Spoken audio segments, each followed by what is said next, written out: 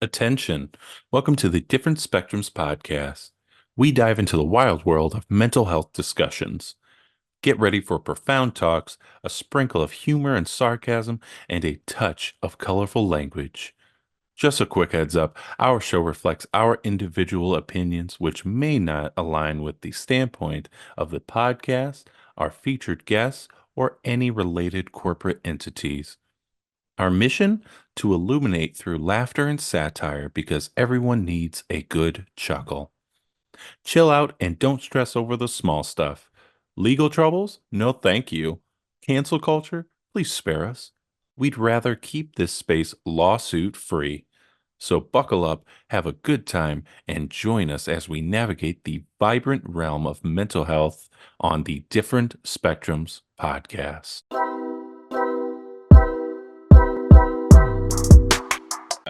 All right. Hey, everybody, we back again. Hey, we're back. We're live. I'm Spencer, your co-host, and of course, we have our licensed clinical therapist, Naz. I got a mustache now. Naz. Dr. Naz with a mustache. My clients don't even recognize me. Damn. Anyways, remember, don't take us too seriously. Or do. Completely up to you. There you go. Also, don't forget to run up those likes for us. We'd really appreciate it. So today, we have a special guest who is who's a passionate advocate for autism awareness and representation in media. Through her work as a content creator and screenwriter, she strives to share the experiences of autistic individuals in a normalizing light. Her dedication to authentic storytelling has made her a compelling voice in the conversation about neurodiversity in film and television. Please welcome Rebecca Faith Quinn. Yeah, we gotta conserve neurodiversity in film conserve and it television because well, let's be real. it's going extinct. We don't need any more of it. We don't need any more. We just gotta protect the one we got. Hey, we got the good doctor, and now we're fine. RFK Jr. is trying to eliminate all of the autism representation. I don't want any more autistic people. Oh my god! I saw the movie The Accountant, and it gave me false hope. I fucking hate Ben Affleck. All right. Turns out his entire crusade against autism is just anti-Ben Affleck. I know, right? I fucking hated Batman v Superman. Fuck He him. just hates Boston people. Fucking Irish people. That's what it is. Yeah. Sons of bitches. It's Irish. That's it's right. Irish That's hatred. Irish. It's white on white crime. Know what? It's fine. We were slaves too. That's at one racist. Point. Exactly. That's racist. Exactly. Thank you, Rebecca. Thank you. So today we are going to be covering the movie The Accountant. We're going to be talking about a bunch of different topics, including masking in certain conversations. We're going to be talking about having relatable characters who may be autistic. Whoa, weird.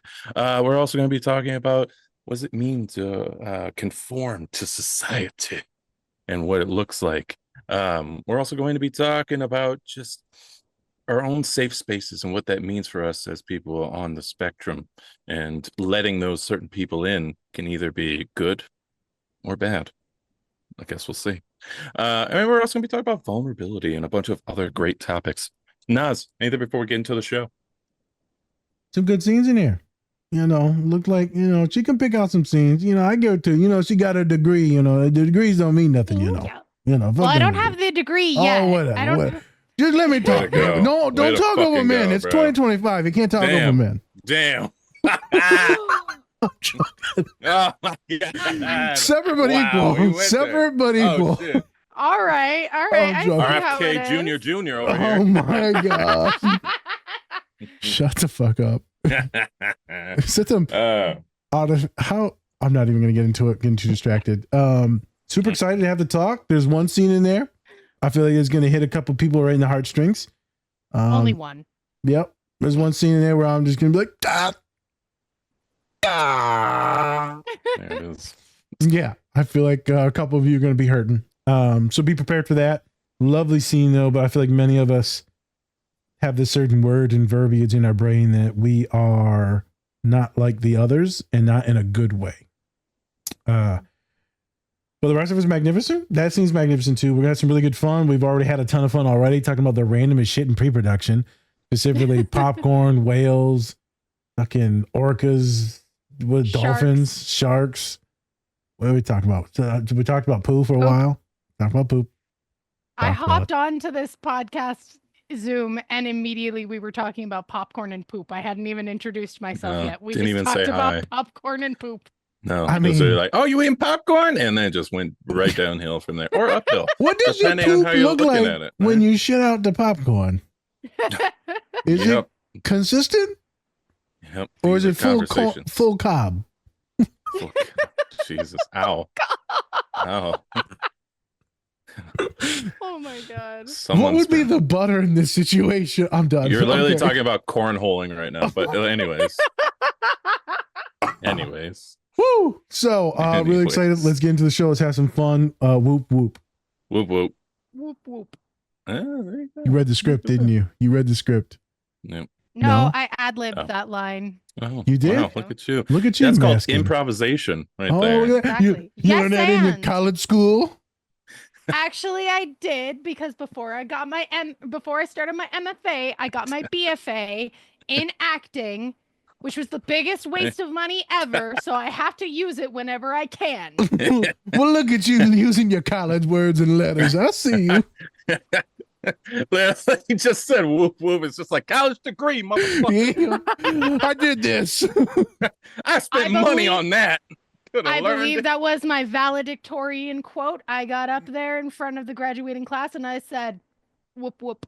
There you and go. then I walked right off. Whoop, whoop. There you go. Hey, best $30,000 you ever spent. I'm telling you, whoop whoop. Actually, and then, go what's ahead. really funny is that I graduated my acting class, or my acting school in 2020, in February of 2020.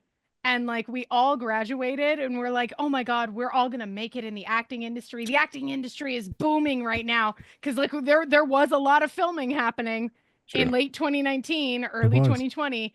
And then 2 weeks after we graduated, the entire fucking world shut down.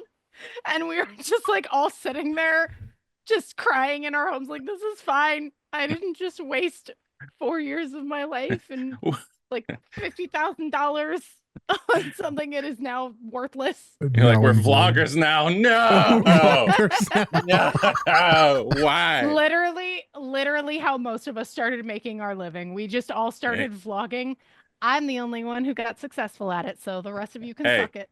Hey, you, Jake Paul. All right. So same level. Same level. Wow. Okay, that's white privilege of I'm gonna bitch, have isn't to it? take a All the other classmates were take a look black. at She's like, I myself. beat out the blacks. I was like, Jesus Christ, Rebecca. We did it again. The South shall rise again. Holy shit, Rebecca. You heard it here first. Okay.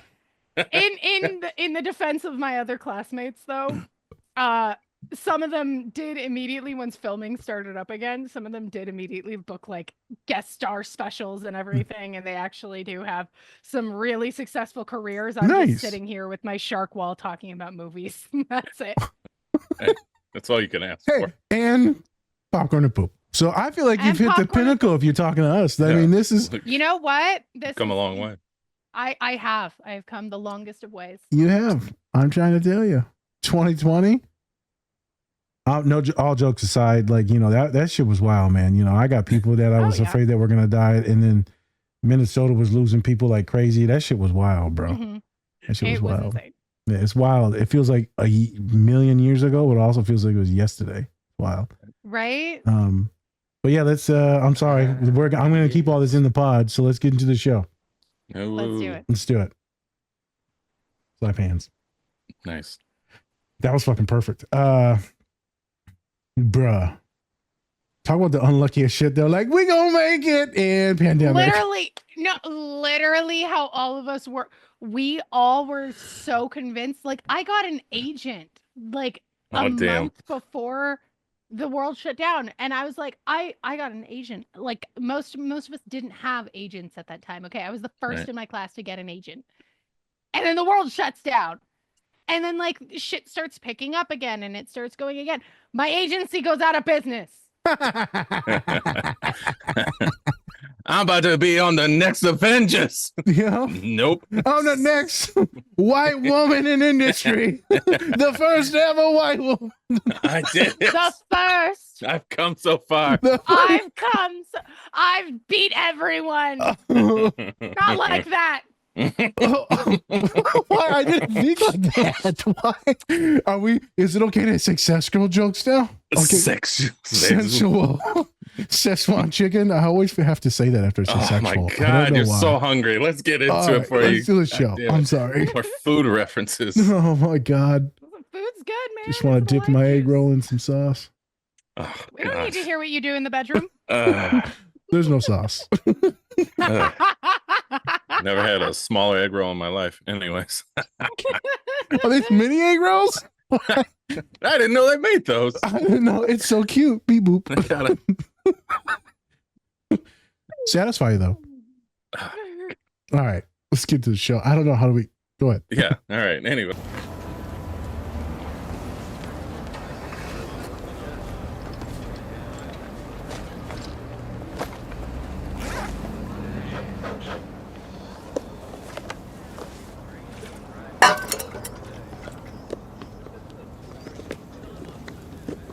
What do you have to hit to dent a steel thermos? It's just old.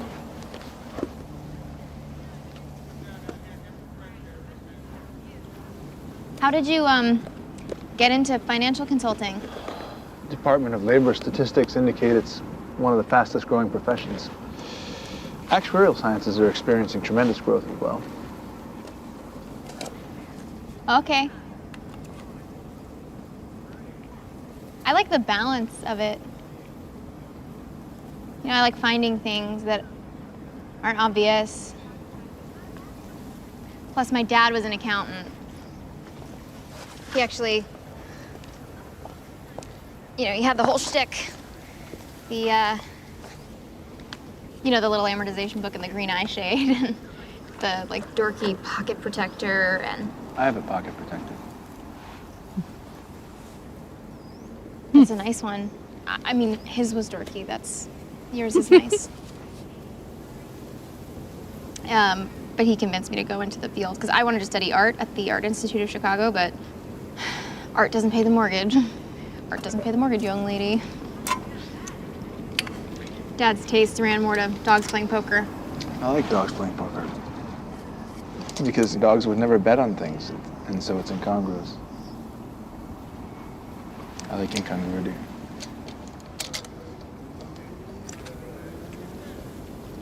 Yeah, dogs playing poker is nice. It's sort of just different. So I studied accounting at the University of Chicago, where fun goes to die. Why? Why what? Why does fun go to die at the University of Chicago? No, it's just an expression. I'm joking.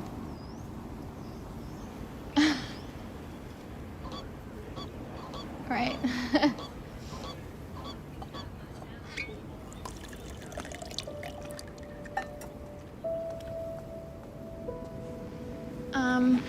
I'll leave you to it.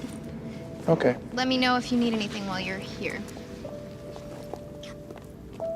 Have a nice day. Yes, you too.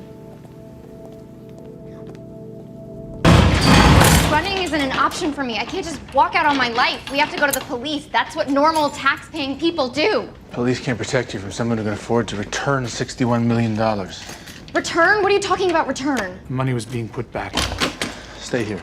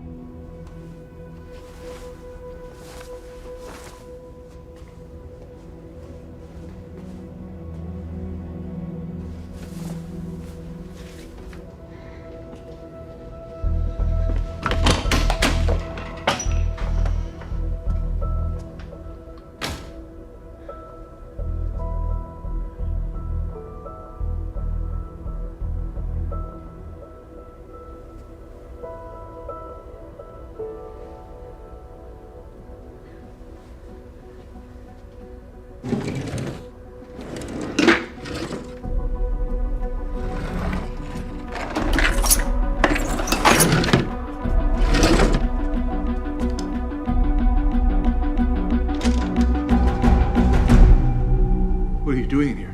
Who are you? You should not be here. Sit down. Sit right there. What is this place?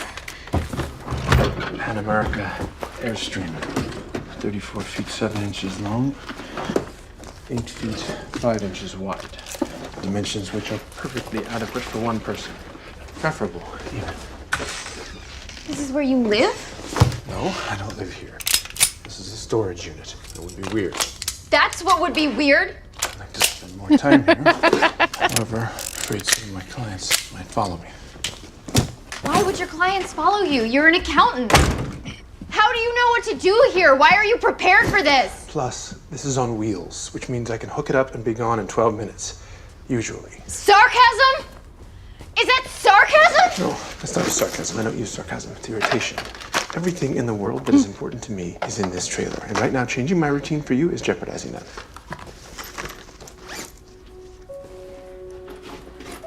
Tell me that's not an original Pollock.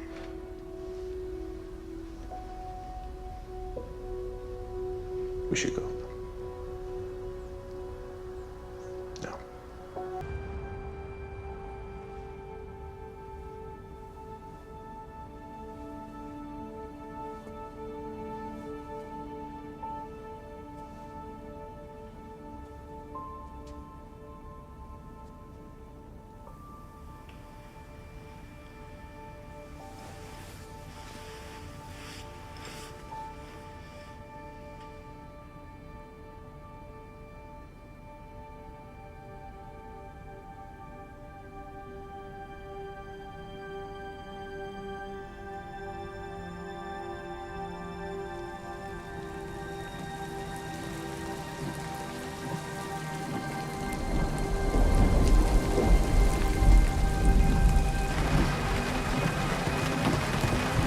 %90 probability they're all right-handed. C'était un accident. To me, I'd snap 4 right wrists. But maybe you enjoy waiting on a schoolyard sucker punch. Life is a series of choices, none of which are new. The oldest is choosing to be a victim, or choosing not to.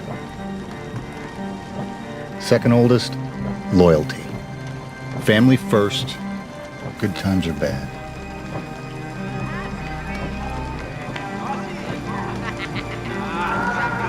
Bonjour, fellas. They're only glasses.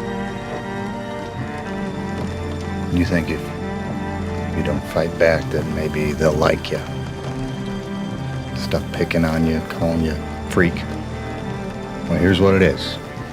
They don't like you, they don't dislike you. They're afraid of you. You're different. Sooner or later, different scares people.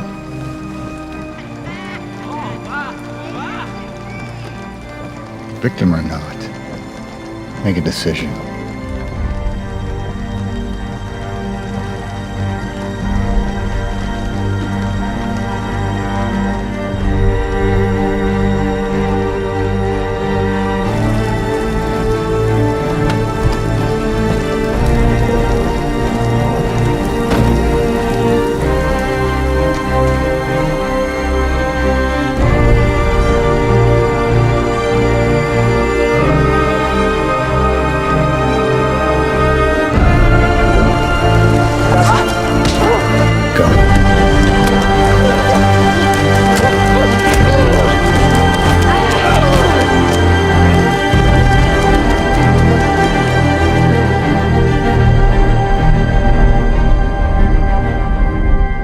Different.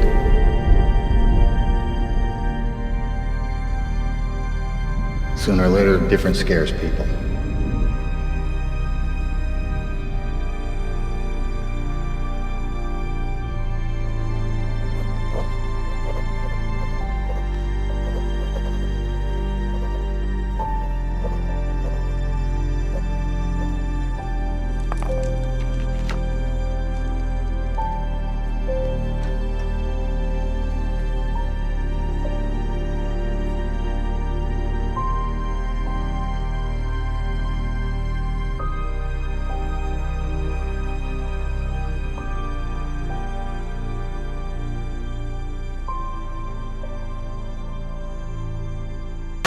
friend. I Love cannot to see it. say that I know you well, but you can't lie to me with all these books that you sell. I'm not trying to follow you to the end of the world. Hi. Sign here, please. I'm just trying to leave something behind. Words have come from many mouths, oh, but I can't help thinking that I've heard the wrong crowd. When all the water is gone, my job will be too.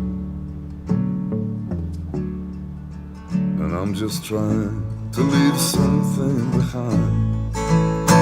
Oh, money is free, but love costs more than our bread. And the ceiling is hard to reach. Oh, the future ahead is broken and red. And I'm trying to leave something behind.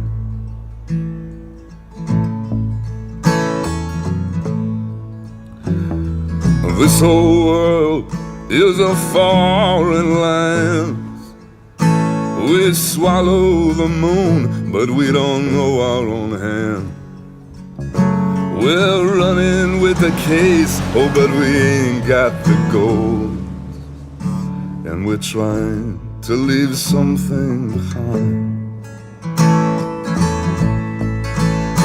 Oh, my friends, I believe we are at the wrong fight, and I cannot read what I did not write. I've been to his house, oh, but the master is gone. I was just trying to leave something behind. I was just trying to leave something behind. Hey everyone, thanks for watching our show today. We just wanted to take some time to give a special shout out to our collaborator, Cat and Raven Design. They are a small queer-owned business that specializes in LGBTQ plus pride soaps. They have great designs, some that even look good to eat, but don't. You can get 10% off your entire order if you use the code DSP or go to our link tree.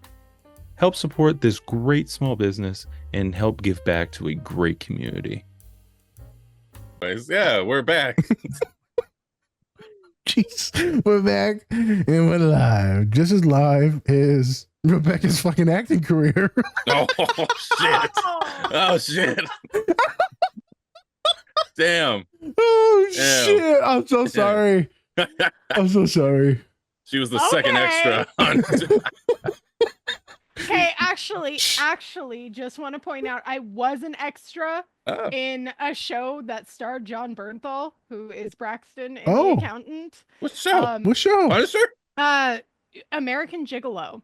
And what's really funny about that, I live reacted to The Accountant on my channel. It's still like a YouTube video. It's available on my YouTube. It's still one of my most popular videos.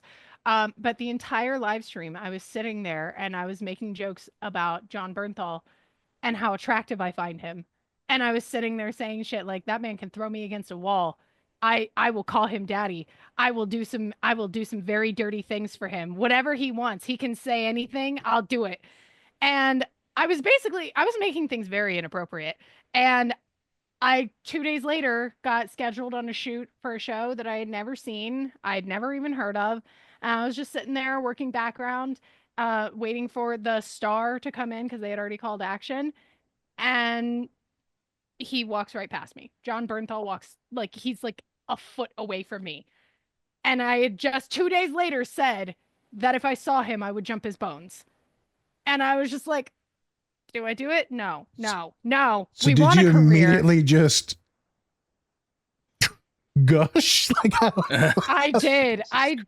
I sat there and I was talking to one of the extras and my face was red. Like I was blushing so hard. I did wind up introducing myself to him on set because Nice. John Bernthal, just seeing what he's like on set as a person, he is the most fucking dude bro you have ever met. I heard. Like he is a college frat boy, but the nice kind who actually would invite everyone to parties and makes fun of everyone equally. But he was really, really nice, treats everyone exactly the same, whether you're an extra or the director, he'll talk to you with the same level of respect. And so I introduced myself to him. I told him what this movie meant to me, and he was very, very sweet about it. He was very sweet. Wonderful human being. That's always good to hear. It made me feel really bad for sexually objectifying him like 2 days I know, you fucking hula. Jesus, keep it in your pants. But I got to shake his hand. You touched the Punisher. That's great. I touched the Punisher. A lot of punishing to that hand. Punish me. A lot of punishing to that hand. God damn it. He could God punish damn it. me Both anytime. went for it. Oh my god. Put a gun in my mouth. Anyways, let's get to it. Daddy like. That's a good looking man. Yeah. He is. He is a very good looking man. He's always murdering someone, so that's attractive. It's just so funny watching him like go from like frat boy dude bro to like intense. Yeah. He's either like murderous or he's suicidal. Either way, you know. But he's just so fun and funny in real life. I bet. There you go. Like I've seen his podcast like a few times, and he's a good interviewer too. And we'd love to see it. He talks with like gang members and stuff like that. He just seems like one of the chillest guys you'll ever talk to. Like even having people in front of you that are just like what the fuck you're talking to, like this guy, and then he's just like chill talking to somebody. There you go. He also has he has it in his contract that his dog has to be on set with him. She has her own chair. Nice. There you go. It's real cute. She's a pit bull. She's adorable. Accommodations. We all need accommodations. Look at that. Don't be afraid to ask for it. He has her chair next to the director's chair. So like if you don't like that's a bad bitch. That's what we call it. Bad bitch. God damn. Do you know how like I understand like it's cool and all he's doing it, but do you know how shitty that must feel for the director? Like you've worked all the way for your career to do this film or show with him, and then all of a sudden you just have his dog right next to you, and you're just like, motherfucker, what the fuck, man? I can't speak for all sets, but the director on that set was vibing to fucking loved it. The dog just fucking humping his leg. It's like, God damn it. No, she's such a sweet dog. Okay. Like she was so sweet. And so like the director was just chilling with it because like they were just it was nice. There you go. All right. Well, this was a long sidetrack. Love it all. Spencer, into the show. Let's get into it. So, all right. So we've been vibing about just where you're at, just who you are. Yeah. Can you give us our audience what do you do? What is your thing that you've been doing for the internet, especially, and especially the topic? It's so dirty. What have you been doing to the internet? What do you do? Many things. I make bad life choices, and people watch it. Oh, Jesus Christ! I wasn't getting that. Oh, you're such a dirty girl. And I'm talking to Spencer, not you. I'm gonna rephrase this. Let's go back. So you're open online about talking about neurodivergency and working in the field. Yes. What led you to really pursue this path and just this career in general? So a lot of it actually did start with I've always wanted to be an actor my entire life. I've known since I was like 3 years old that I wanted to perform and I wanted to create stories and tell stories. But I had this horrible experience of being broke, couldn't afford tap lessons, couldn't afford anything. And like I started my BFA acting program in 2012, immediately after graduating, and then after 3 semesters, they kicked me out for being too poor. Damn. So I took a 5 year long break, and I actually watched The Accountant, and that was my first experience of seeing autism on screen. Oh, That started me in feeling comfortable about being open with my autism to people, because before then it was like I wasn't like ashamed of it, but I didn't really tell people unless I had to, because I didn't really like talking about it. I wasn't really like, I'm autistic. You know, it was like it was more like, yeah, I'm autistic, you know, we don't have to talk about that.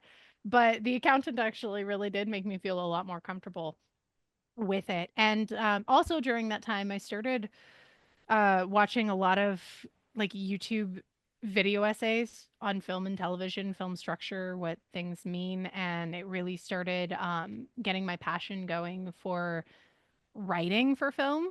I wasn't very good at it at the time, but I was passionate, and passion counts for something. it does. Um, and you know, I wound up going back to acting school and graduating, and then the world shut down right as we all believed that we were, you know, gonna make it in the industry.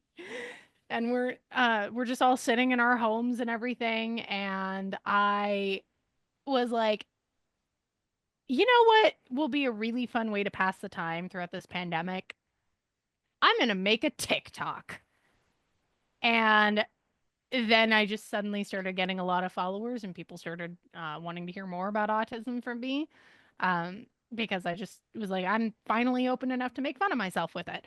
And from there, it just snowballed. And now I actually get to have a platform where I can talk about things that I love.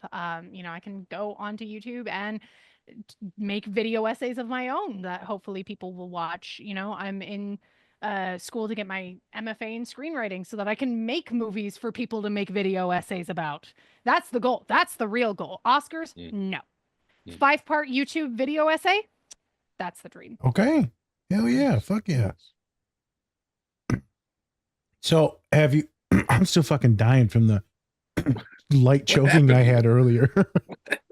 A light choking. Save the hard chokes for the bedroom. Is that my tingle button? I'm saying. Anyways, I have nothing to say right now. So overstimulated. Now you finally don't. Getting choked too hard. All right, anyway. Choking should only be done consensually, okay? Yes, it should. It should. It really should. I don't think know I why would. That made me laugh so hard, but it should. I don't like choking. I feel like I would have a panic attack, but you know, and I definitely wouldn't want to choke anyone because that would be weird. Bitch. Like, We don't kink shame. We don't kink shame. I'm not here. shaming. I'm saying I couldn't do it. Some people like choking. Kink shamer. I'm saying I can't do it. Kink shamer. Kink Oh, shamer. here we kink go. Shamer. Kink shamer. Well, let me shove this potato in my ass. I'm not that kink shaming. It's like shoving your own head up your ass. The fuck are you talking Oh, about? God. I am a He looks potato like a head. potato. I know.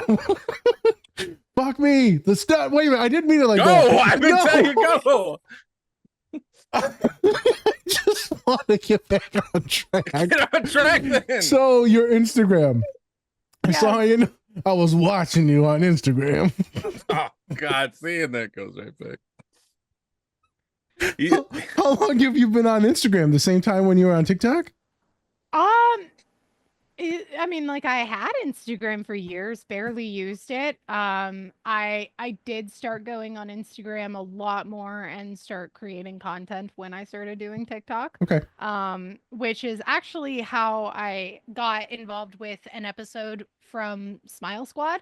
They're like a Facebook content creation place with like millions of followers. Okay. And they included me in their autism awareness video Awesome. for some sketches, because it's like they did like those old like 2016 like sketch comedy videos and everything with the sound effects and like the zoom ins and everything. But they were still really popular, and they were really nice on the shoot too. But that included me in the video. They shouted out my Instagram, and that actually shot up my Instagram like a couple thousand followers when I only had like 400, 500. Okay. Nice. So that really helped boost my Instagram career. But yeah, so I've been doing Instagram stuff roughly as long as I've been doing TikTok. YouTube is actually my newer platform. I've only been doing YouTube for the last 4 years, unless you count the times when I failed to start YouTube in the last like decade. Okay. Luckily, no one has found those videos, and I pray that no one ever does, because I don't have the login for them, but they are like, it's like these 2 videos where I was trying to make jokes, and it was before I knew how to be funny. And so they're really bad. You're just being And super autistic in them. Super autistic. I think that YouTube channel also has a video of me trying Bertie Bott's every flavor beans from like Harry Potter. They used to sell them at Barnes and Noble. Oh yeah. Okay. And I seriously, I cringe for the day that somebody finds that. Bro, what video. if those are like famous as shit on the internet and you don't even know? Like they could be like Okay. famous. You like got That actually- millions of monetization, and you're just like, oh shit. It's like you lost Bitcoin. That actually happened to me with a YouTube channel that I had when I was in high school. I made 2 videos on that channel, and they were anime AMV, the animated music videos. Okay. And it was like a Oron High School Host Club compilation to like a Christmas song. And I came back to that video like 5 years later after posting it, and it had like a couple thousand views and a few, like 100 comments or so of people going, I watch this every Christmas. And I was just like, don't you have better things to do? No. There are better videos to watch. Why are you watching this one?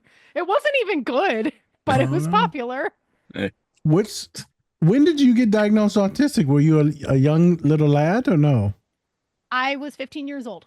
15. Okay. My diagnostic journey was actually kind of long, because like my mom knew that there was something different about me from the time I was 6 months old, because when I was 6 months old, she could put me in front of a TV and I would watch Barney for half an hour and I wouldn't move. My eyes would not shift away from the TV. And I was 6 months old. That's not normal behavior for a 6-month-old child. And my mom knew that because she had 4 other children. And she was just like sitting there. She's like, she's quiet. I like it, but it's weird. And so she kept taking me to, right? Literally, that's literally how she was.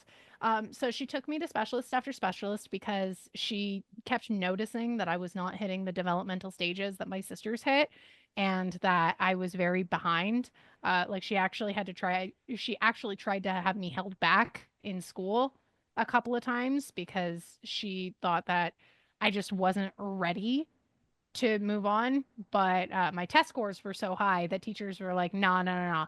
She's a smart kid. We got to keep her going, or else it makes everyone else look bad. And so she would take me into like these doctors, and I'm 90% sure that my diagnosis was missed because of medical sexism. A lot of people, especially back then in the late 90s, early 2000s, did not believe that girls could have autism. So instead I was diagnosed with ADHD, which I do have, but you don't say. Right, we're bouncing around conversation here.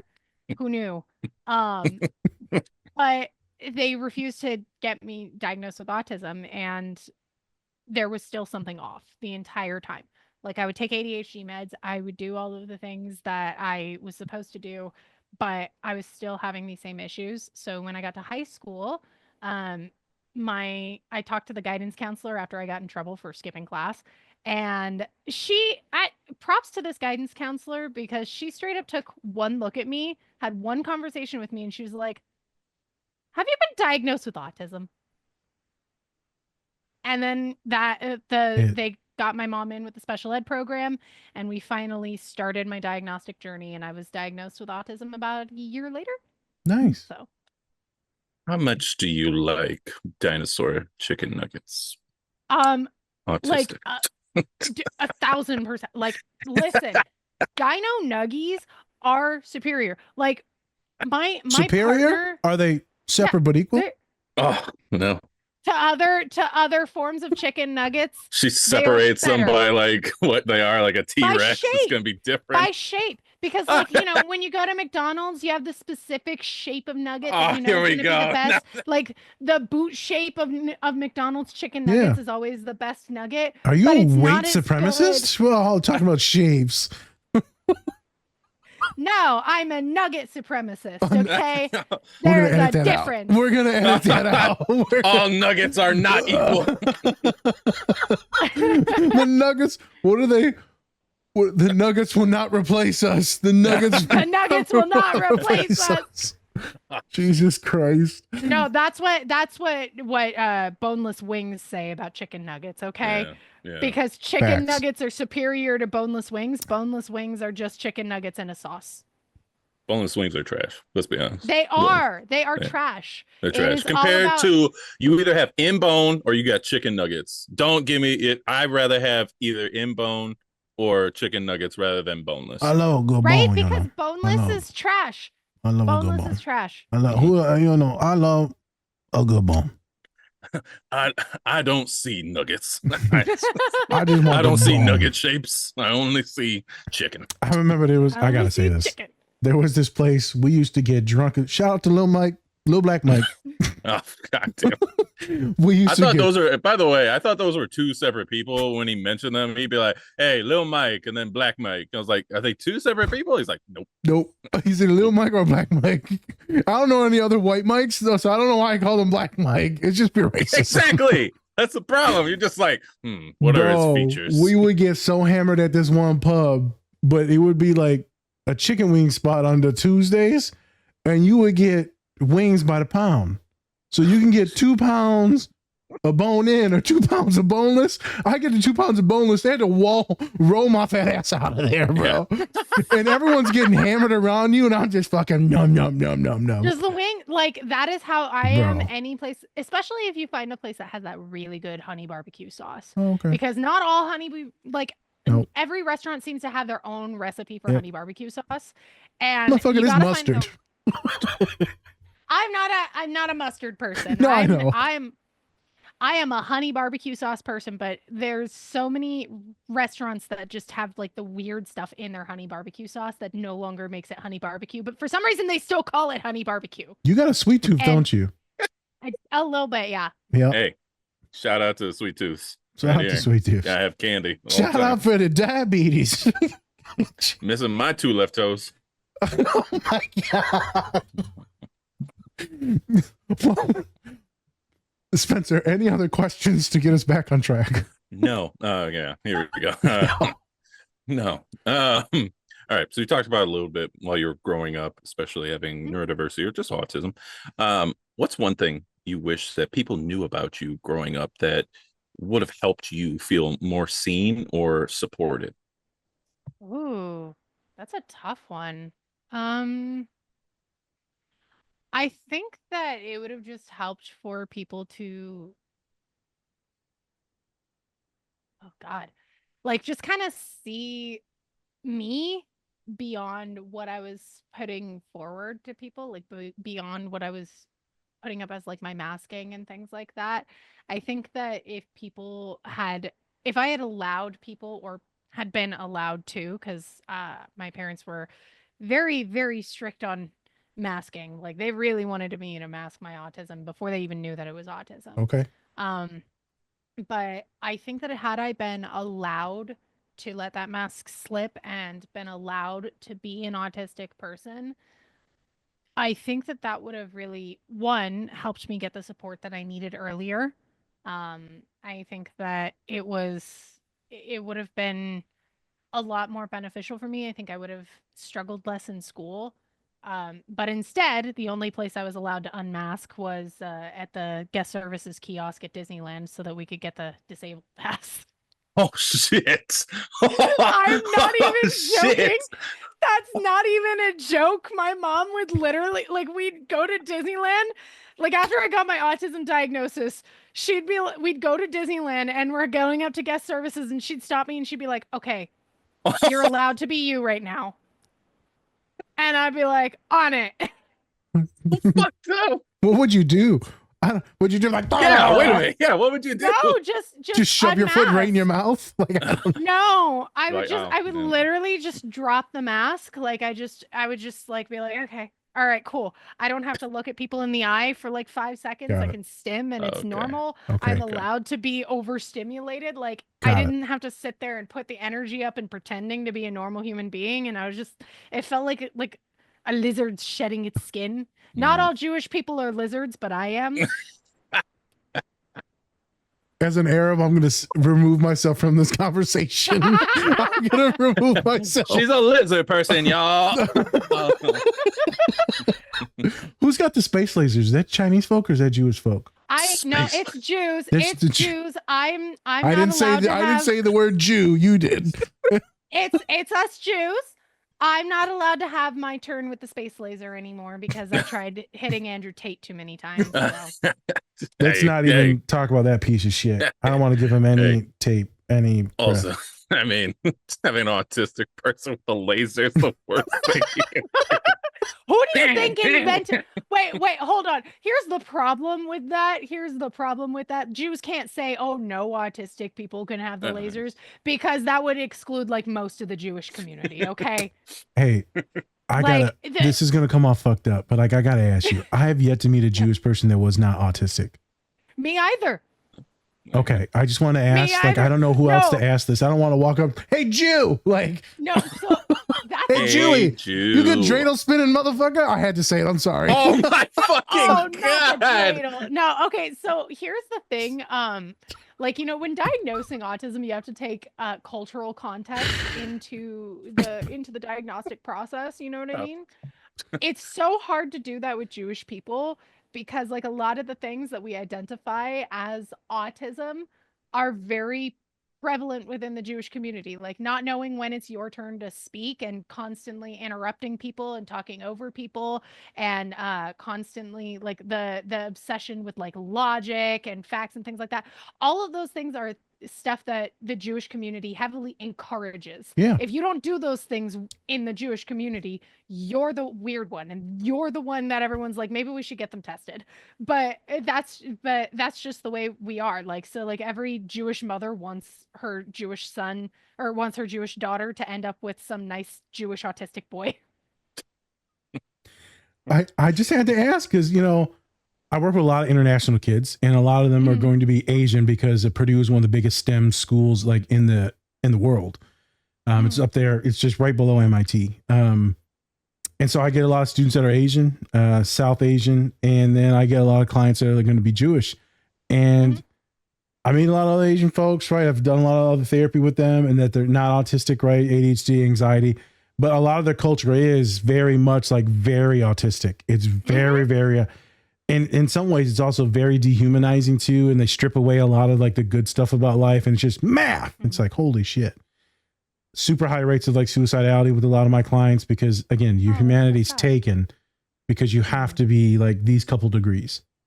And then I get my Jewish clients as well. And I see always tons of neurodivergence every time. And I'm like, I don't want to say that all of you are autistic, but then every time I get interacted with one, but I'm like, then again, I'm at this school where it's a ton of autistics. So I'm like, my dad is skewed. I have like, you know, I have met a few Jewish people who are not autistic, but the vast majority of Jewish people are neurodivergent in some sort of way, just because of the fact that, you know, a lot of people from marginalized groups are neurodivergent in some sort of way, whether they're born neurodivergent or trauma, develop neurodivergence from trauma. Exactly. Yep. You know, and communities that have generational trauma have higher rates of neurodivergence. So whether that's like people of color or Jewish people, you know, when that's in your DNA, it just gets passed on. But yeah. And one of the things that I love about being Jewish is that behaving autistically is encouraged. Like even the ways in which we pray is very similar to stimming. Yeah. Like when Jewish people pray, we tend to rock back and forth. Our Autistic prayers are as done shit. through Our prayers are done through song, which is very similar to how I stim vocally. Vocal stimming, like through singing, always been something that I've done.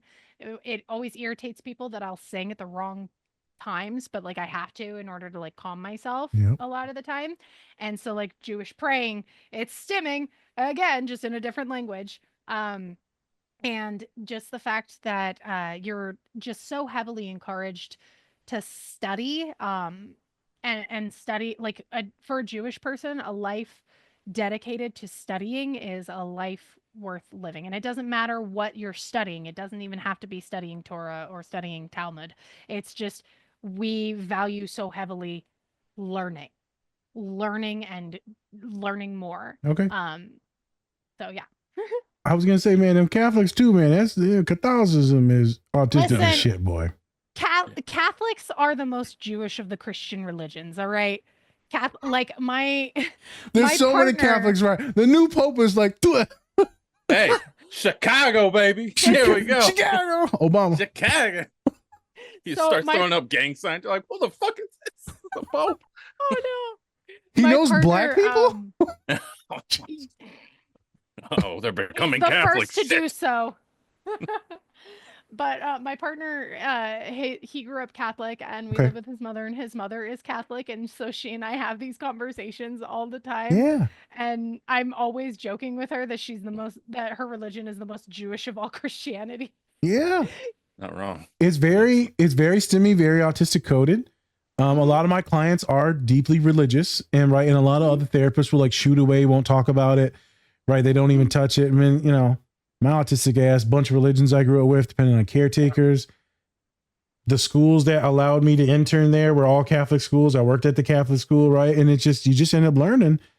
And man, there's just so much autism, which could lead into some really awesome stuff, but also some really scrupulosity and OCD, some really bad stuff.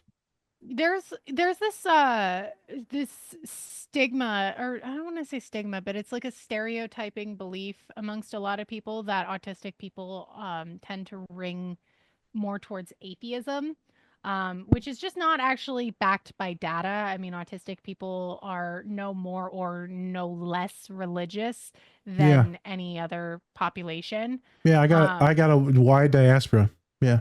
Yeah, because a lot of people are like, oh, you know, because autistic people are so Logic. heavy on logic. Yeah, exactly. A lot And of that's times. just What do you that's pray just to? not- Charles Darwin, the fellow autistic.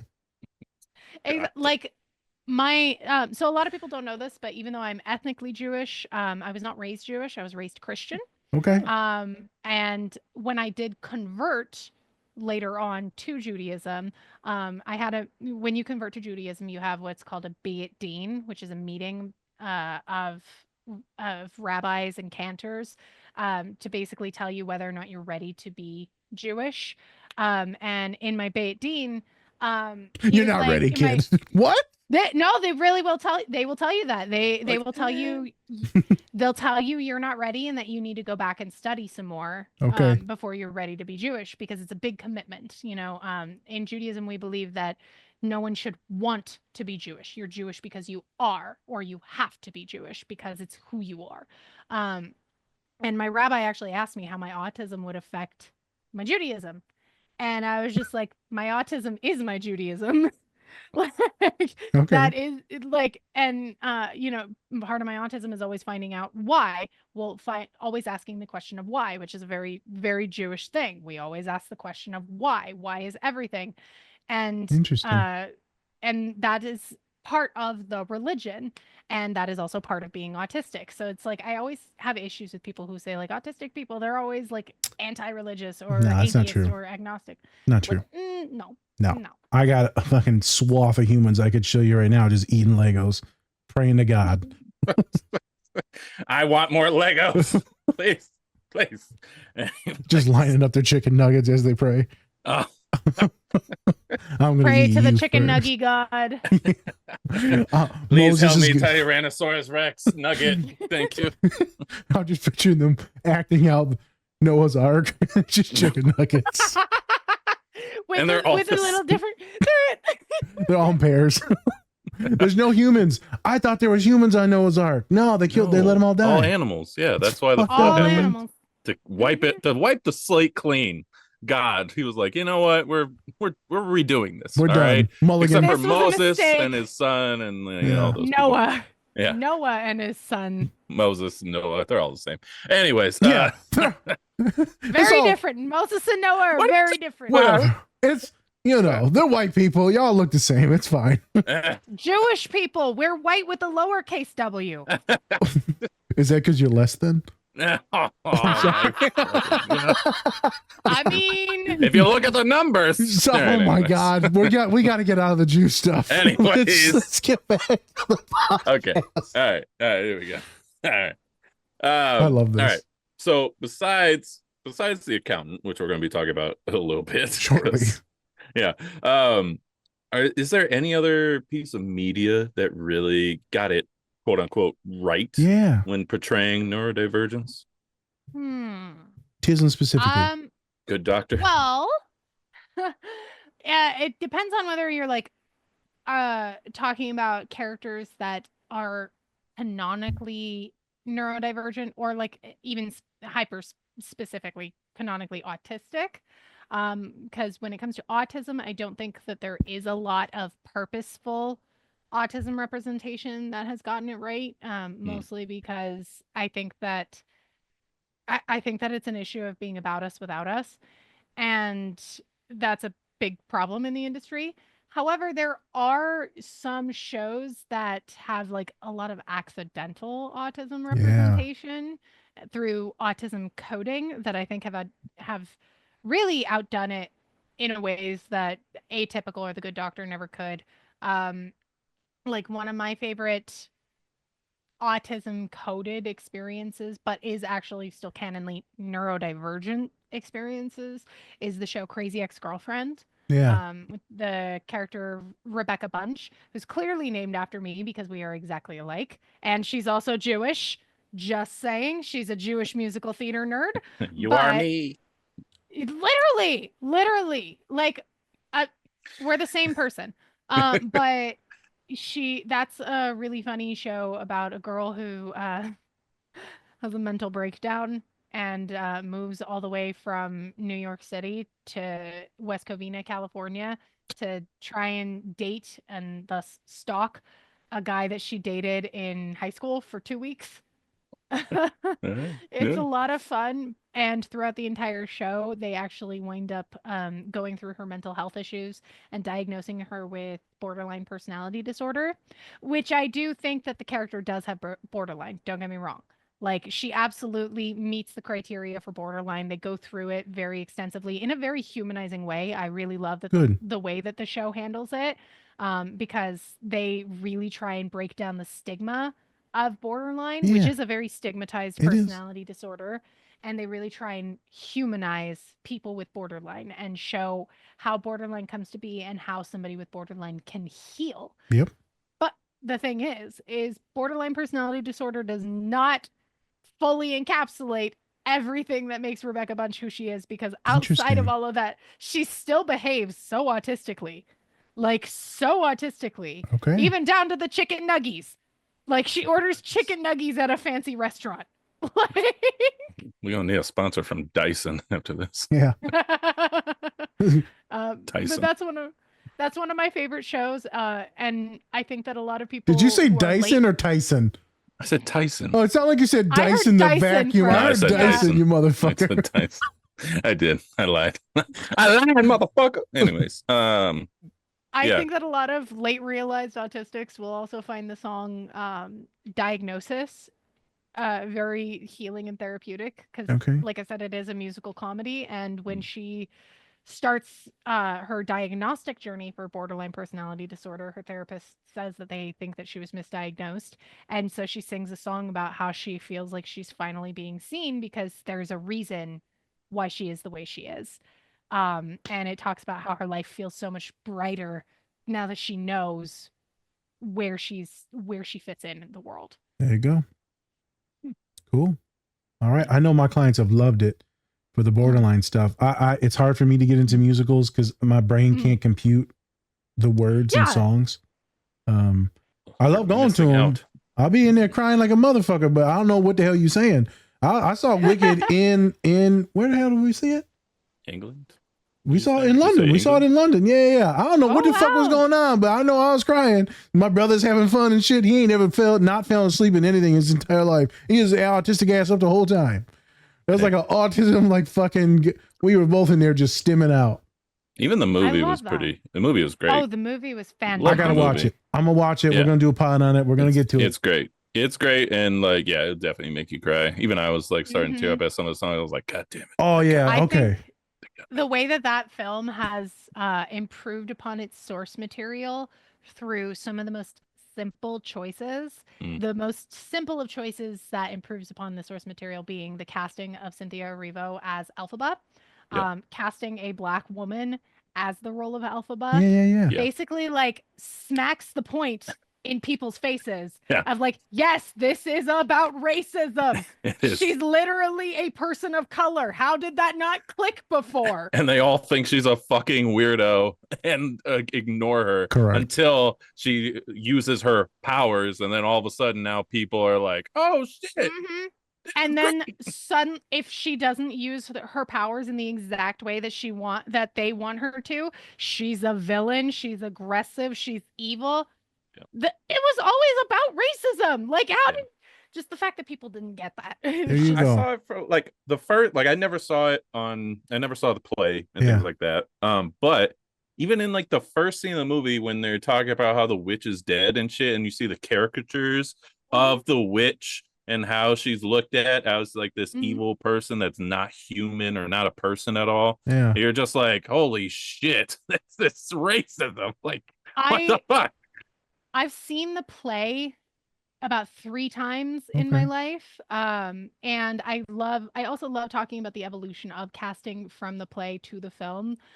Because the original casting of the play was Idina Menzel, who is a Jewish woman, as Elphaba, which is very poignant and purposeful because the mythology and the demonizing of witches and witchcraft is heavily rooted in anti-Semitism. Most witch mythology that we have is based off of anti-Semitic propaganda from people in the medieval period. Even the witch hat is based off of a Judenhut, which is something that Jews used to wear in the Middle Ages in order to celebrate our Levantian heritage. Like, all of the theories around witchcraft is based off of the Sabbath, the ways that we celebrate the Sabbath and things like that. And so casting a Jewish woman in the original play is like, this is about anti-Semitism. This is about othering. But casting a Black woman makes it that much better. And I think enhances the story for other people to also really feel and experience and allow them to join in. Yeah. So I agree. It's fucking Blacks taking Jewish jobs, man. It's fucked up. I agree. Actually, so what's really funny is there's actually a lot of historical ties between the Black community and the Jewish community. Yes. Like, you know, the stereotype about Black people being good at basketball. Did you know that originally started with Jewish people? Jewish people being good at basketball, or Jewish people promoting Black people being good at basketball? Jewish people being good at basketball. It used to be a stereotype way back in like the early 1900s that Jewish people were the ones who were really good at basketball, and they said that it was because of our Jewishness. It said that our noses and things like that gave us a better advantage. And then you can sell that shit somewhere else, honey. You can go put all that Jew shit somewhere. Listen, you can bring up all the historical data you want. But we were talking on people, all right? We were bringing the hammer. But then as Jewish people assimilated into whiteness and we were allowed to move out of the neighborhoods that we were segregated to, Black people moved into those neighborhoods, and so like basketball became more something found within Black culture because Jewish people basically abandoned it. So there goes the neighborhood. No, I feel like that's literally what the saying is. I know. I feel like she's saying like, this is not what you're saying, but I want to have fun with this. And then we'll go to the next topic. We'll probably get to the show.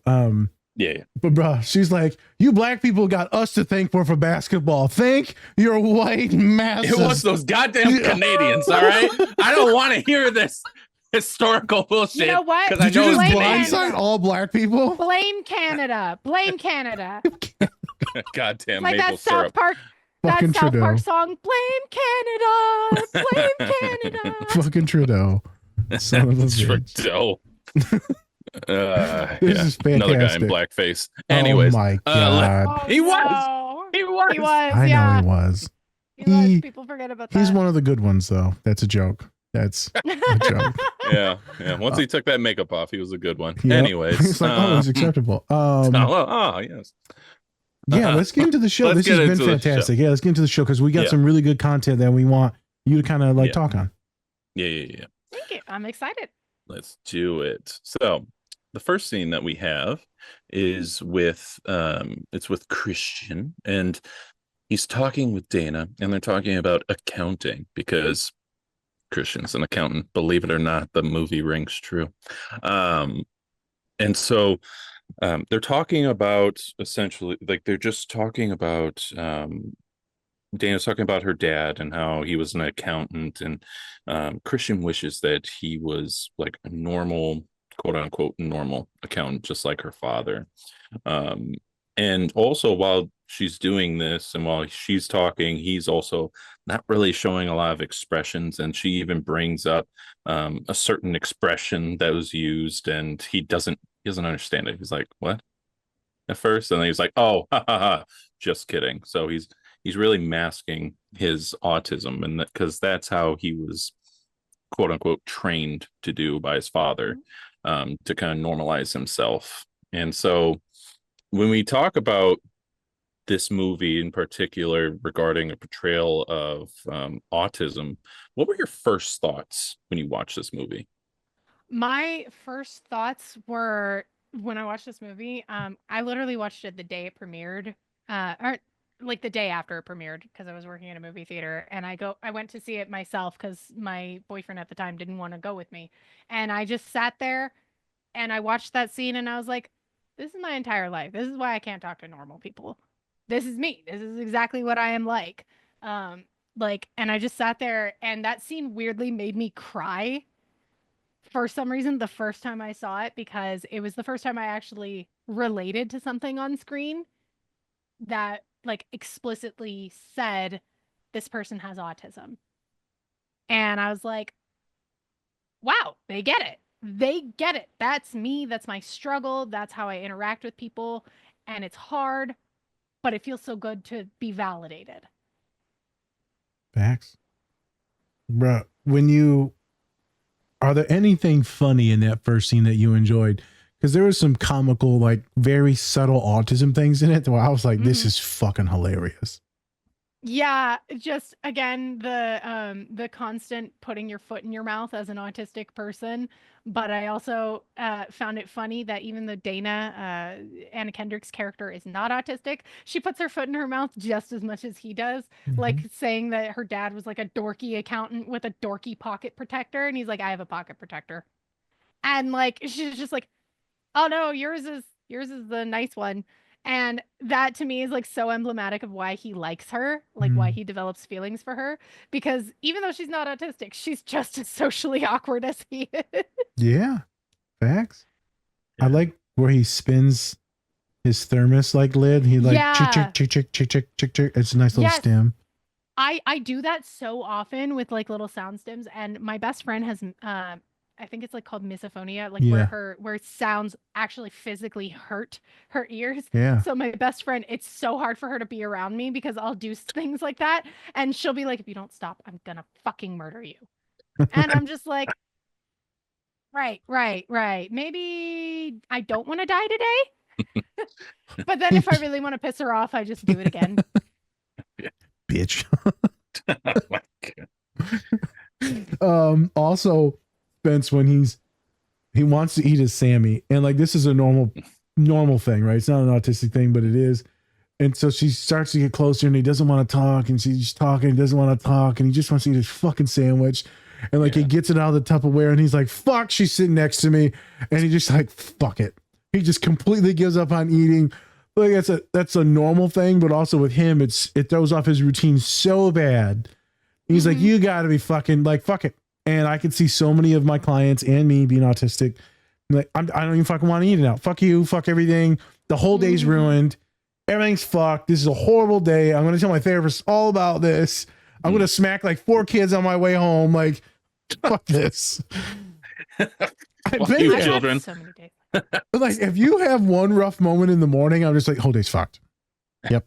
Literally, no, that's me. That is so me. Like the second that one thing fucks with my routine, I'm like, I'm fucking done. I'm fucking done. Life is not happening today. We are not lifing. We are not humaning. We are not peopling. We are hobbling. And then I just go and I sit in my little shark onesie. So I actually have a question. Would you like, not in like a bullying way, but like in your own way, would you rather like sit around people that you may not know, or would you rather sit by yourself, like while you're like trying to eat food or something like that? I'd rather sit by myself. Same. Yeah, I think so too. I do that right now all the time with my classmates. Like, I am like a vampire. I cannot join the conversation unless you explicitly say you want me to. I am like the people in Sinners. Like, I'm waiting for an invitation You're a to vampire. come in. You need to come. I am waiting. I am like Remick in Sinners. I am waiting for you to tell me I can come in so I can fuck up your entire day with my conversation. My God. Is this Judaism? Oh my God. This is what it's like. This is what I get it now.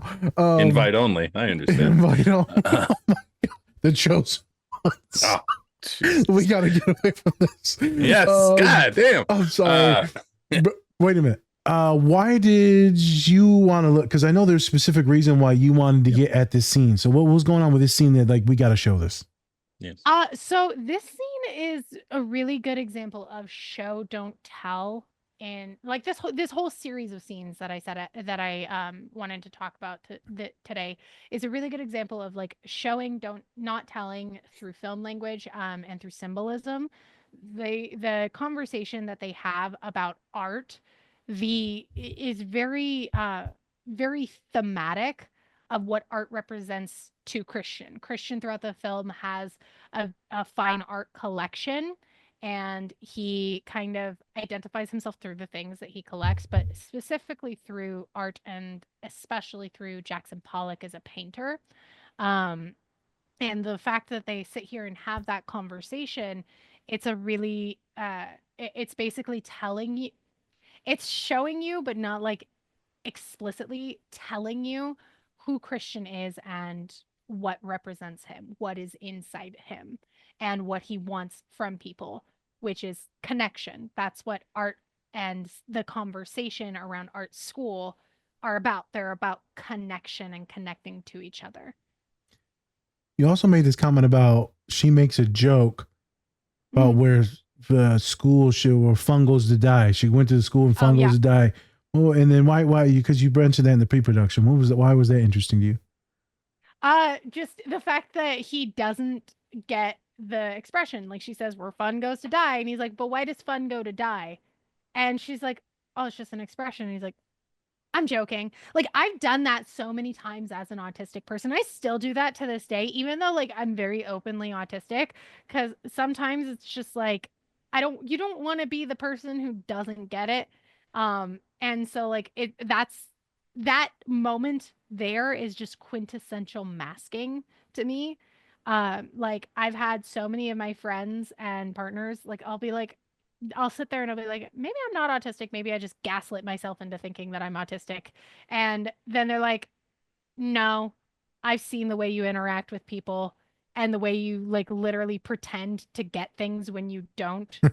It's not and the fact, what I love about it is that she totally clocks him on it and she gets that it wasn't a joke, because all of us, no autistic person masks as well as we think we do. Okay, like we all think we're amazing at masking. We all think nobody gets it. They get it. They see it. No one just wants to acknowledge it.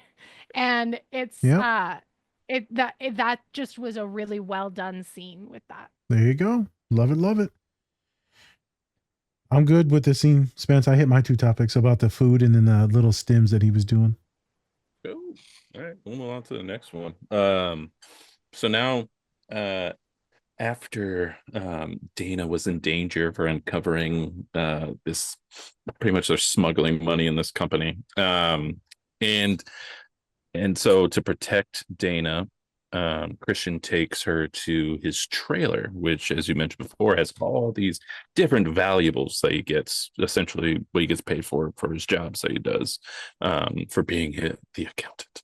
And you wanted to talk about how it's kind of like this is his space. This is like his safe space where nobody goes into. It's only him. And so when she enters it, she immediately tries to like touch the painting. And you had a great kind of a symbolism for that, if you want to explain what you had there. So Christian's art, like I mentioned before, symbolically through the film represents him and who he is. So the first time she enters his safe space, the first thing that she does is touch the painting, symbolic of her connecting to him. She is reaching out and touching a part of Christian. And as the conversation goes between the two of them, because he's already really upset that she's in there at all, because he wants to let her in, but he doesn't want to let her in fully. So it's like, fuck, you came into my space. I mean, like, I let you in technically, but you just came in more and I didn't want that. And then what really makes him like solidify and like kind of like shut the door, we got to get out of here, is her seeing the Jackson Pollock painting hanging above his bed. That is the painting that he looks at when he goes to sleep. They show him looking at it when he goes to sleep every night. And it's because that painting is the deepest part of him. That's what he is on the inside. In the first conversation, they talk about dogs playing poker, and Christian mentions, I like dogs playing poker. You know, that's what he presents to the world, that he likes dogs playing poker, because that's a normal painting. That's a very well-known popular painting amongst like normal people, you know? And then the Jackson Pollock painting is something that you wouldn't expect him to like, being in such an extremely neat human being that he is, where everything is kept separate. You know, he separates his eggs and his bacon, doesn't allow his food to touch, his clothing doesn't touch when it hangs. But he falls asleep looking at this Jackson Pollock painting, which is a splatter abstract painting that doesn't have rules. It doesn't make sense. It's not organized, but it comforts him because that's him. That's who he feels he is.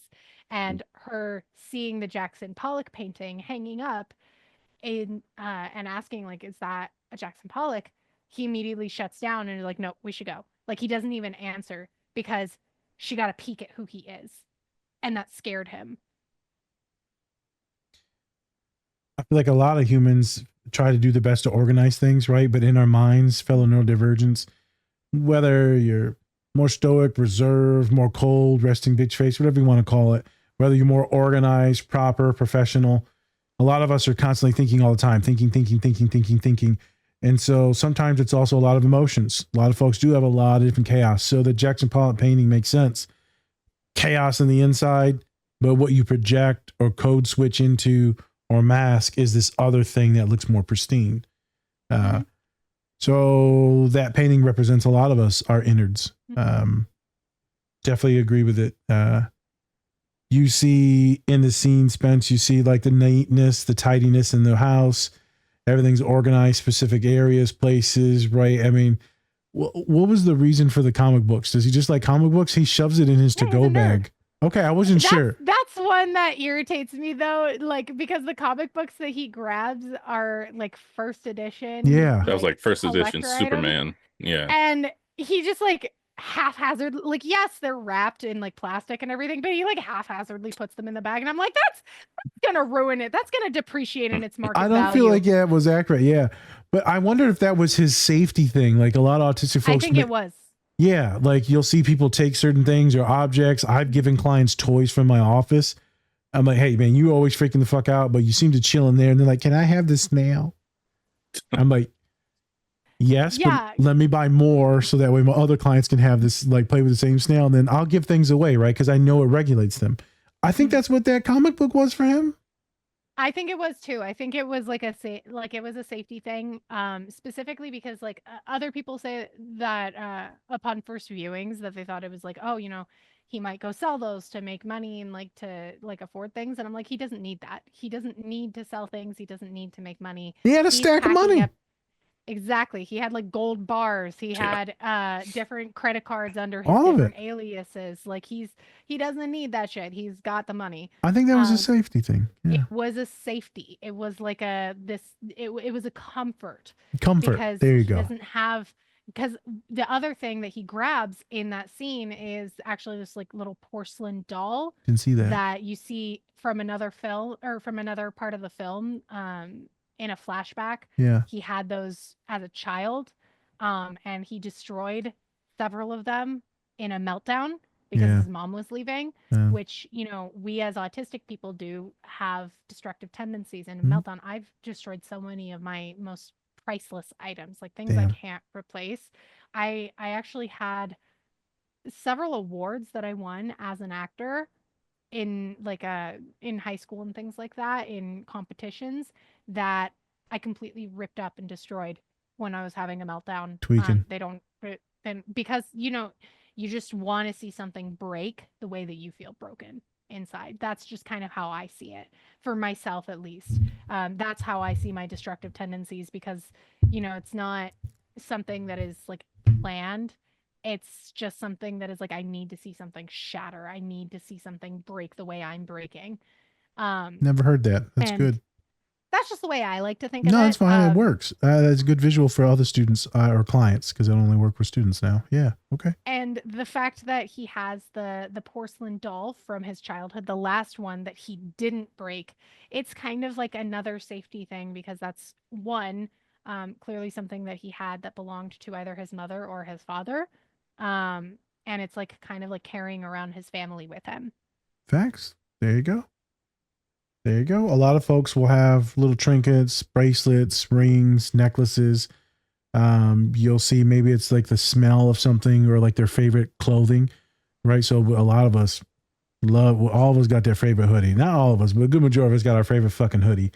Yep. Pajamas. If you look at Love on the Spectrum, the one of the girlies, like, she goes, how many dolls can I take with me on the date? And she was like, 2. You can only take 2. And I was like, girl, take as many as you want, but also take as many as you want. Yeah, but also, don't be sitting that motherfucker in the chair while you on a date. Like, keep it in the backpack.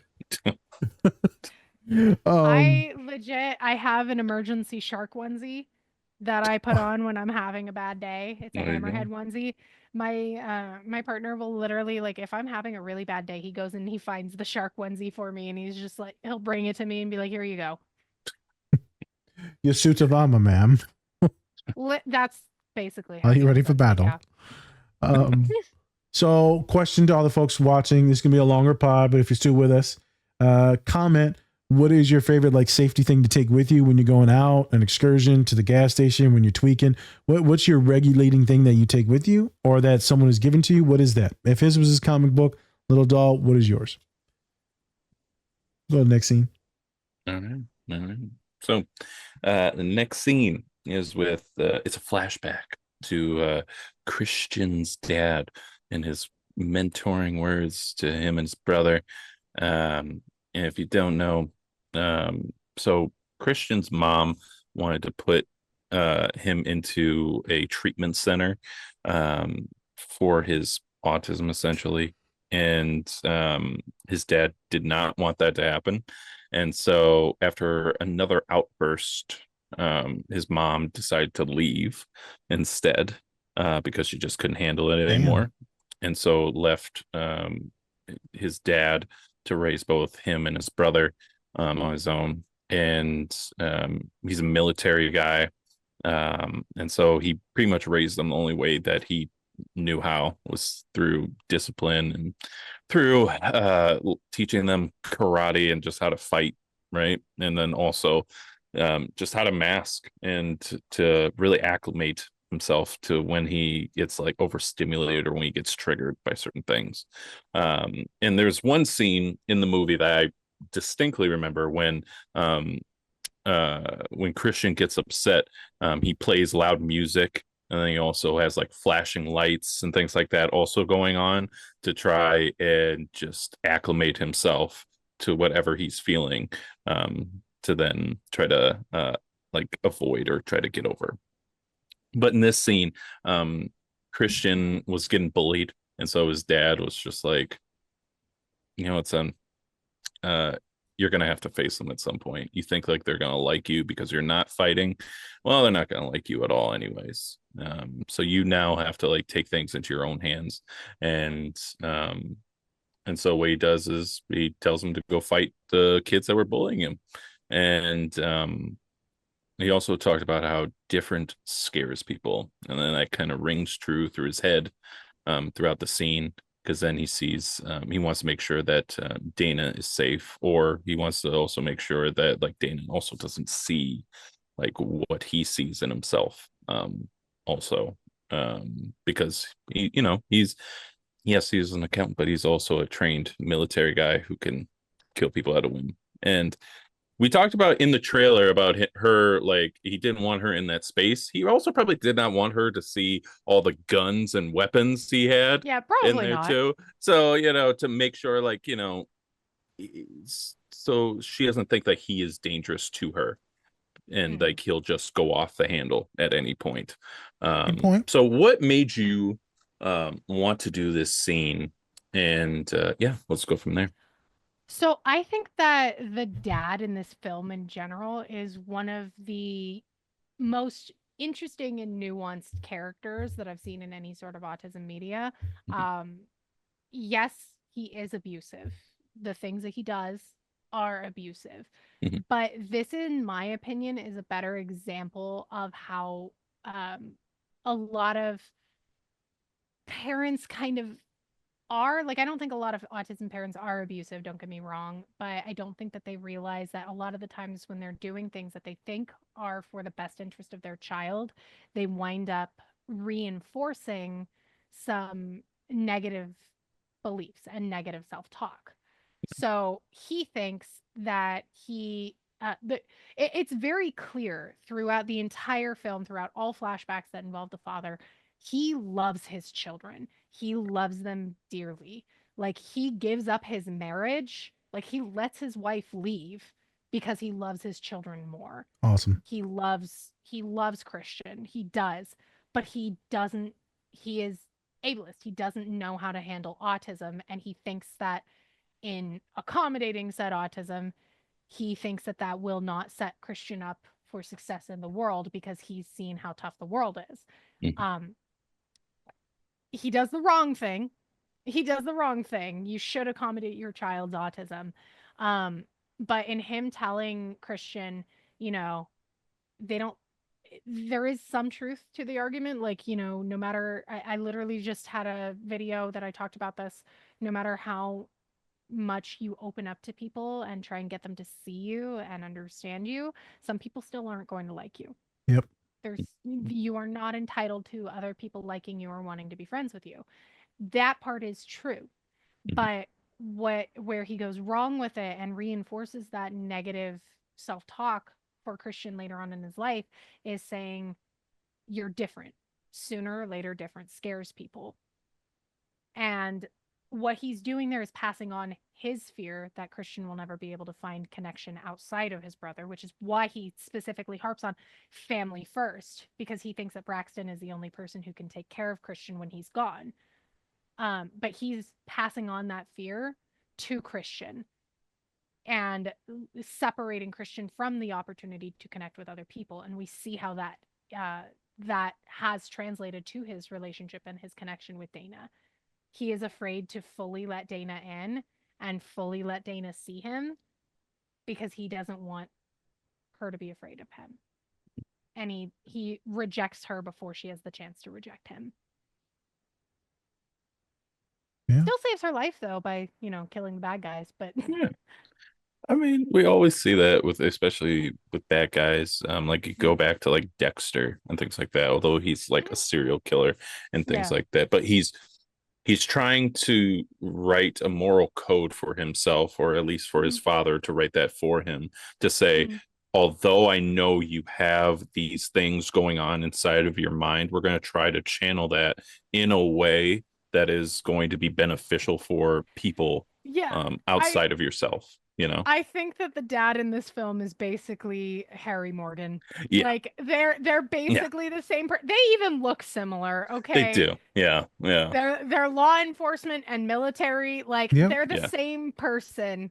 Same level of like abuse in the sense of not getting your child the help they need. But that's the thing though, because he's also afraid that if he brings his son, like Harry Morgan, if he brings his son to somebody, then they're going to lock him up, put him in a psych ward, or put him somewhere where it could get worse. Because let's be honest, back in the day, like those facilities were terrible. They were not good.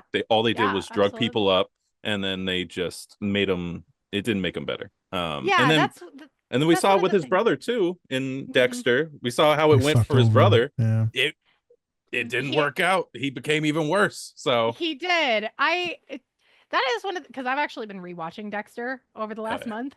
That actually is one of the things that irritates the fuck out of me is seeing the stigmatization of antisocial personality disorder in particular. That diagnosis, which is still a form of neurodivergence, it's an acquired neurodivergence, usually through extreme childhood trauma. And the stigmatization of antisocial personality disorder irks me to my core because you can live a fully fulfilled life and non-dangerous life as a person with antisocial personality disorder. Having antisocial personality disorder does not mean that you cannot find connection. It does not mean that you cannot help people. It doesn't mean that you're inherently a bad person. It just means that something happened to you that you have to live with and that you have to take care of yourself through. I agree. As someone that has some of those characteristics, yes. And family. So a lot of folks, a lot of poor folks, a lot of folks from the hood, we get labeled with antisocial personality disorder, right? Cluster B type shit. It's like, calm down. This is a lot of defense mechanisms on the why we act, the way we act is protection and toxicity and masculinity and homicidality. So like agree with all that you said. Have y'all, real quick, just for funsies, have y'all seen the prequels yet for Dexter, the new ones or no? Yes. No. It's so fucking good. I heard that they did a prequel. I've also heard that the sequel series is very good at first, at least. I would say the last 2 episodes, they really fucked it up as usual with Dexter for some reason. Okay. Yeah. They can't write a finale to save their lives. No. So that's why they brought him back to life. So they're like, hey, wait a minute. He's back again. Yeah. He's back again. I didn't mind it. I didn't mind the whole show. I didn't mind it, but it wasn't like the prequels. Fucking really fabulous. Good. So they did good. A great job casting as well. So good.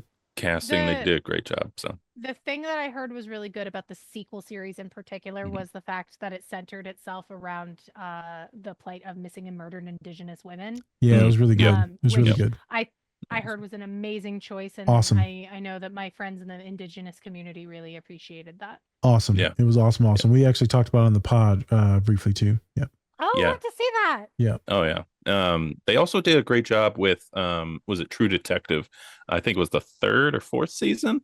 They were in Alaska and they talked about the murdering and just terrible treatment of Indigenous people, especially in Alaska. So that was also great. It was. That was a great nice season 2. When we can bring some attention to that. We talked about it quickly on Res Dogs too when we did that.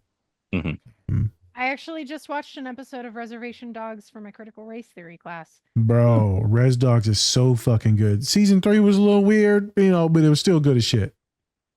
So I gotta see the rest of it.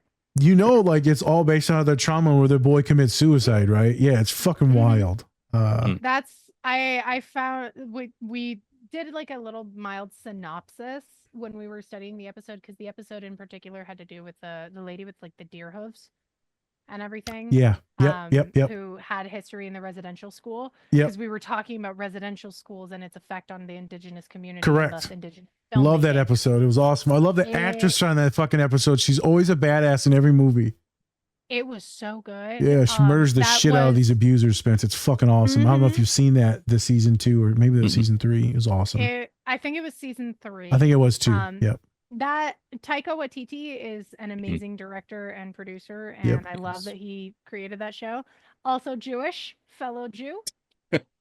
Got another one. Is he the one? Got another one. He's not the. He did Thor. He did Thor Yes. Ragnarok. I thought he was like Hawaiian or something. I thought he's Polynesian. Polynesian. Or New Zealand. He's from New Zealand. New Zealand. He is a Maori indigenous Jew. His mother is Jewish. Okay. He identifies as Jewish. He was Jojo raised Rabbit. Yes. Yes, yeah. That was he's the only person I appreciate playing Hitler. Yes. He played a Jewish Hitler.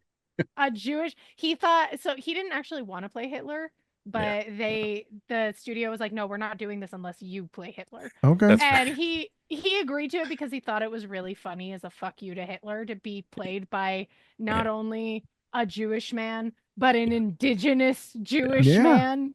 Yeah. So did you see the soccer one that he directed too? With the trans? I heard that it was really good. So fucking good.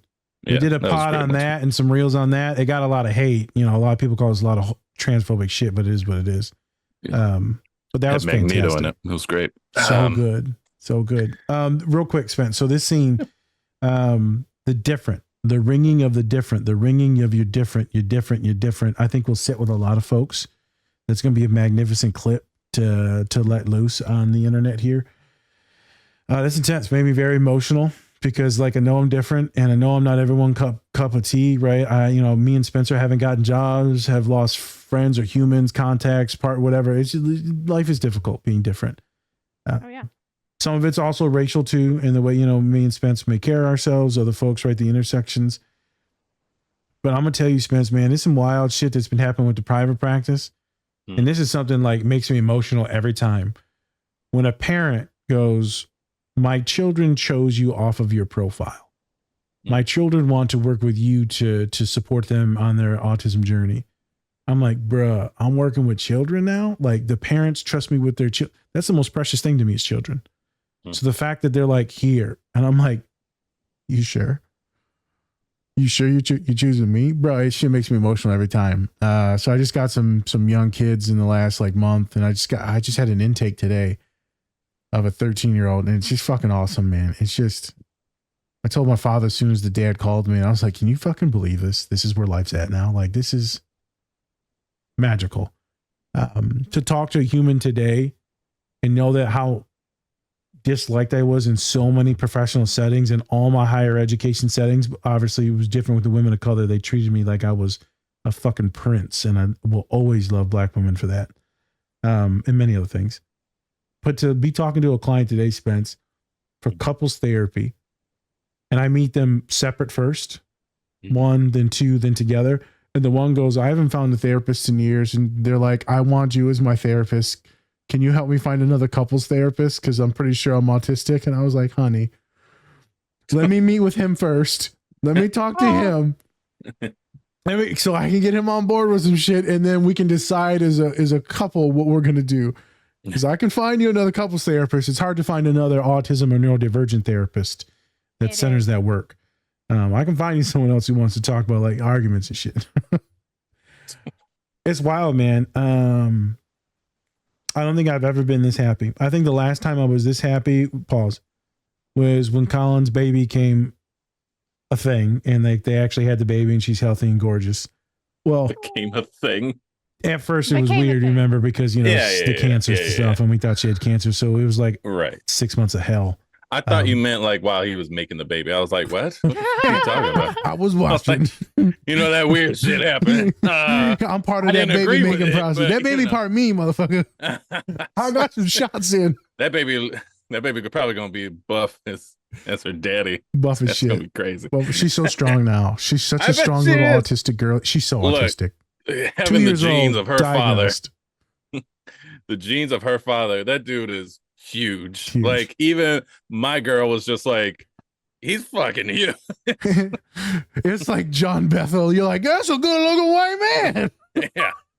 Like you ever see like a wrestler like in real life and you're like, holy shit, that's a huge person. Yep. That's It's Colin. like Deuce Bigelow. That's a huge bitch. That's a huge. So That's that a was big bitch. I'm telling Anyways, you, happy moment there. Happy moment at St. Mary's when all my humans are surrounding me. right. And so now it's this. So you're different, and I get it. Your parents might like force that into you, and it feels like super derogatory. Hopefully, that doesn't force you to push other people away. Hopefully, that doesn't force you to like have the abandonment issue so deeply to where you do self-sabotage, to where you're like, oh, I'm going to fuck this up. It's a matter of time. Hopefully that doesn't make you super insecure. And I know it's going to do some of these things. Please talk to your partner, talk to people that you trust. If you can afford it, do therapy. If you can't, find some other ways to seek guidance, mentorship for sure. Being told you're different all the time, it makes you feel like trash. As we talked about Spencer with Guardians of the Galaxy, like Rocket the Raccoon, they called me vermin. It's like, bruh, I didn't ask to be born like this. So many hugs and much love to anyone watching that third scene. Yeah. All right, homies, let's do this last one. Let's get out of here. All right. All right. Before we go, different, not less. Trademark. For the last scene, It's definitely not ending. trademarks. Should we? Should we trademark it? Different, not less. Not less. Try to steal it, motherfuckers. Anyways, for the fourth scene, ending scene.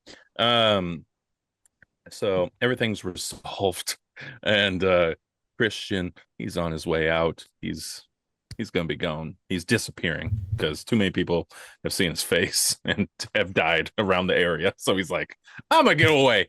And so he's leaving, but before he leaves, he sends Dana a picture, as you mentioned before, this dog picture with all these dogs playing poker, and underneath that was the Pollock painting that he would look at and stare at all the time to represent himself.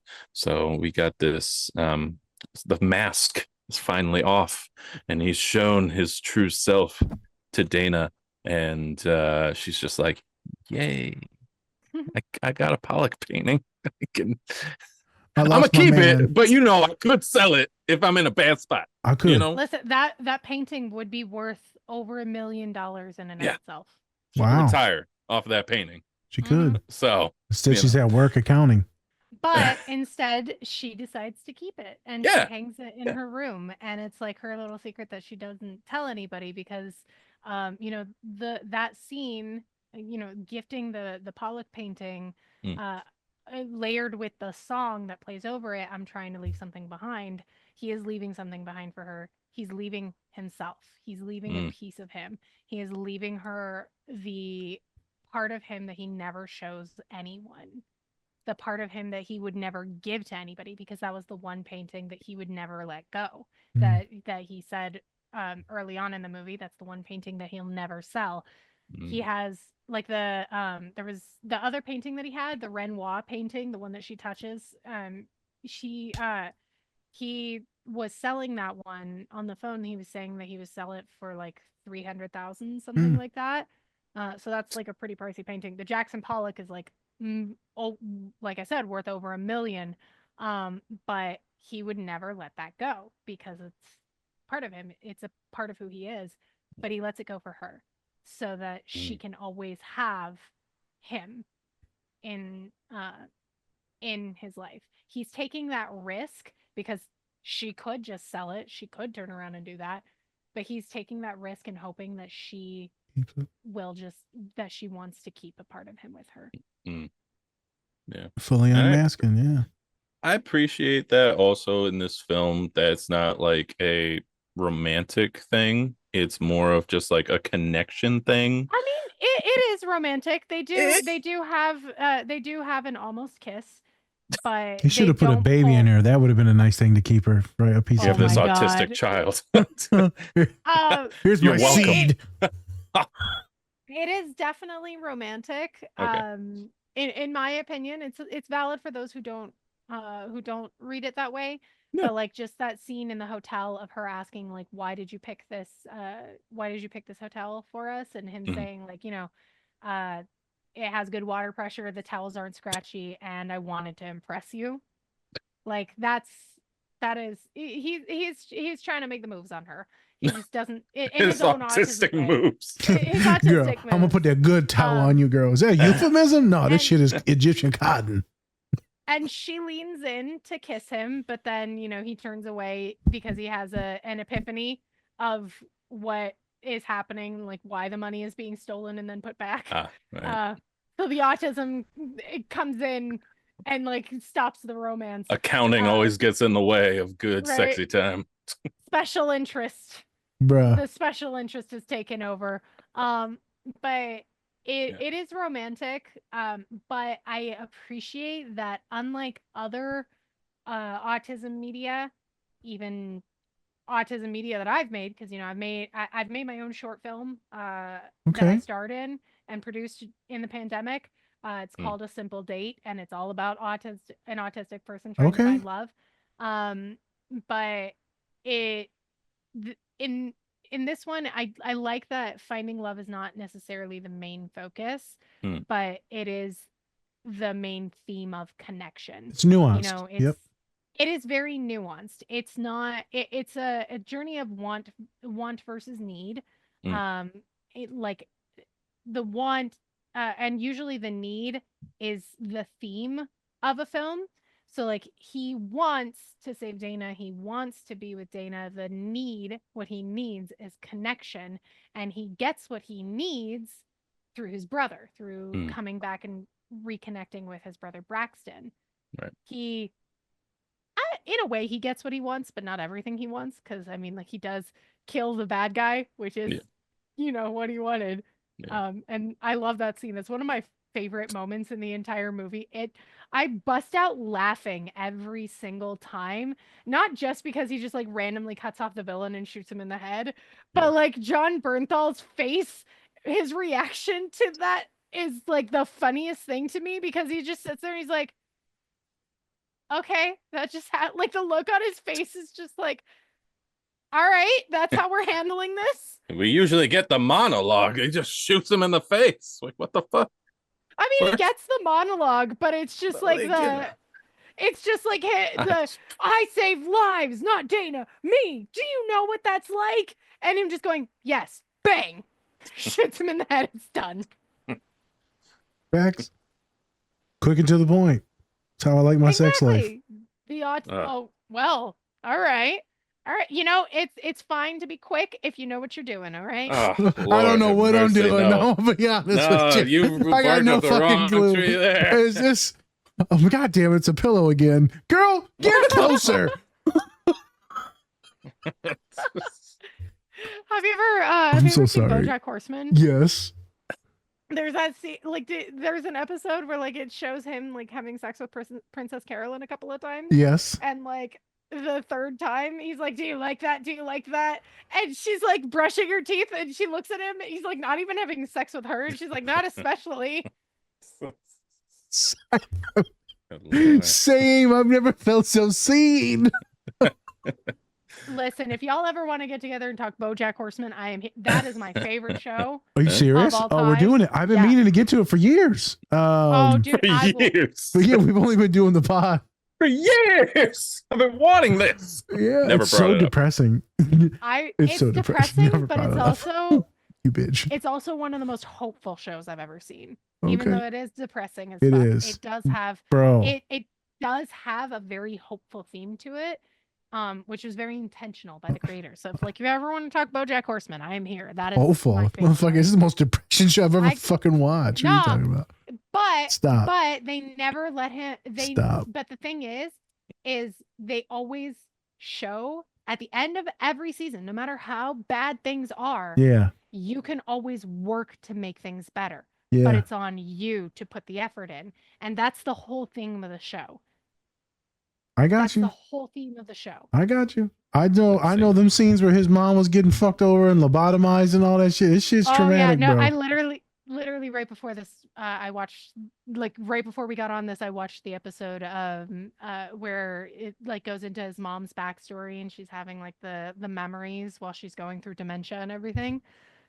That is one of the best episodes of television, point blank period, in my opinion. There you go. Something that I almost forgot. is the last scene, Spence, or the second to last, when he's saying goodbye to her in the hotel. When he's burning that image of her into his mind. I try to teach a lot of my clients that when they're doing certain things that they enjoy, when we're working on visualization, meditation, or just vacations. I had a client the other day, neurodivergent individual, and they talk about, they ride their bikes a lot through mountains and they do it by themselves, right? And I said, we're talking about taking photos and how a lot of people just photos. And I'm telling you, they said that they sat out in San Francisco at this mountain and they're looking at the ocean and they said, you know what, this is just for me. And I was just sitting there and I just like started getting choked up and like crying. And homie's like, you good? I'm like, I don't know what's happening. It's just so beautiful that it was for you. And it just, you were happy. And I just like that you're happy. I just want you happy. I just lost my shit off of like, that's your job. But this is for me. I was like, why did I lose my shit on that? I don't know. It's fine. I just loved how he's very mindful.